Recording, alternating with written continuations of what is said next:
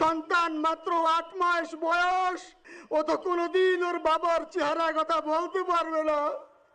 ওর ছেলে আর কোনোদিন জানবে না যে আমার বাবা কেমন ছিল। আমার ভাই ওসমান হাদি শহীদ হয়েছে, ওর শহীদি তামান্না ছিল। আপনারা ওর বক্তব্য শুনেছেন, কিন্তু আপনাদের কাছে আমি এই ঋণ কোনোদিন আমি ছাড়বো না। আমার ভাই শরীফ ওসমান হাদির বিচার যেন প্রকাশ্যে এই বাংলার জমিনে আমরা দেখতে পারি। আমার বাচ্চার জন্য একটি নাম নির্বাচন করেন, যেই নামের মধ্যে বিপ্লবী চেতনা থাকবে। আমার সন্তানের জন্য একটি নাম নির্বাচন করেন, যেই নামটা সাহসিকতার পরিচয় বহন করবে। আমি অনেক যাচাই বাছাই করে ওর সন্তানের নাম দিয়েছিলাম ফিরিনাস, বিপ্লবী এবং সাহসী। সম্মানিত ভাইয়েরা, আজকের ওর সন্তানের চেহারার দিকে তাকানো যায় না। আজকের আমার মা প্রায় পাগল হয়ে যাচ্ছে, জ্ঞান হারিয়ে ফেলছে। আমার ভাই বোন তারা পাগল হয়ে যাচ্ছে। আমার 6 ভাই বোনের মধ্যে সবচেয়ে ছোট ছিল শরীফ ওসমান হাদি। আজকের তার লাশ আমার কাঁধে বহন করতে হচ্ছে। আজকের আপনাদের কাছে আমার কোনো দাবি নেই, শুধু একটি দাবি।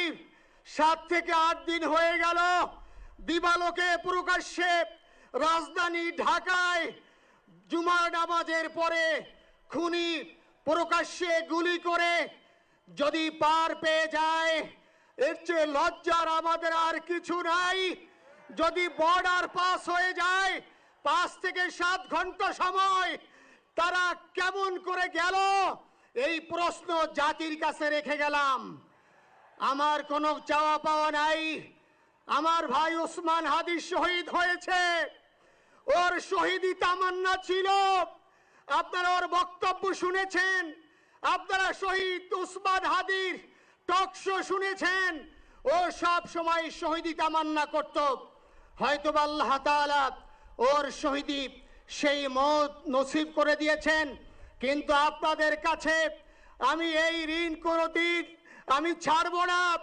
আমার ভাই শরীফ ওসমান হাদির বিচার যেন প্রকাশ্যে এই বাংলার জমিনে আমরা দেখতে পারি। ভাইরা আমার, 7-8 দিন হলো, এখনো পর্যন্ত আমরা কিছুই করতে পারলাম না। এই দুঃখে কলিজা ছিঁড়ে যাচ্ছে। আমরা ওসমান হাদির জন্য দোয়া করি, আমরা ওর সন্তান ওর স্ত্রীর জন্য দোয়া করি। ওর সন্তান মাত্র 8 মাস বয়স। গতকালকে যখন ওর কাছে নিয়ে আসছে, সবাই বাবাকে দেখাবে ওসমান হাদিকে।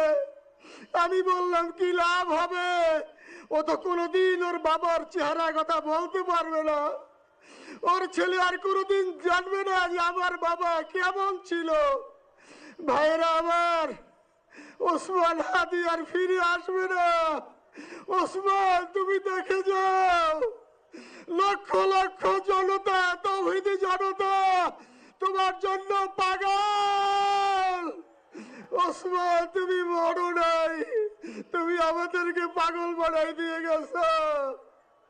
আল্লাহর কাছে আমরা সবাই দোয়া করি, আল্লাহ যেন আমার ভাই শহীদ শরীফ ওসমান হাদিকে জান্নাতুল ফিরদাউসের মেহমান হিসেবে কবুল করেন। আল্লাহ তাআলার কাছে দোয়া করছি, আয় আল্লাহ তাআলা, আমরা যারা বেঁচে আছি ঈমানের সাথে স্বাধীনতার সার্বভৌমত্ব রক্ষা করে তৌহিদের দ্বীপ বাংলাদেশকে যেন আমরা রক্ষা করতে পারি, সেই তৌফিক আল্লাহ তাআলা আমাদের নসিব করুন। আপনাদের সবার কাছে দোয়া চাচ্ছি। আমার মেজো ভাই ওমর ফারুক সাথে ছিল, ওর জন্য আপনারা দোয়া করবেন। আমার ছোট বোন মাসুমা অ্যাবনর্মাল হয়ে গেছে, তাকে চিকিৎসা করাচ্ছি, ডাক্তাররা বলছে অনেক বেশি সমস্যা। আমাদের পরিবারের জন্য একটু দোয়া করবেন। আমাদের আর কোনো চাওয়া পাওয়া নাই। শরীফ ওসমান হাদি, তুমি বেঁচে থাকো, আমরা ওর জন্য দোয়া করি। আল্লাহ তাআলা শরীফ ওসমান হাদিকে জান্নাতের সর্বোচ্চ মাকাম নসিব করুন। আমিন। আসসালামু আলাইকুম ওয়া রাহমাতুল্লাহি ওয়া বারাকাতুহু।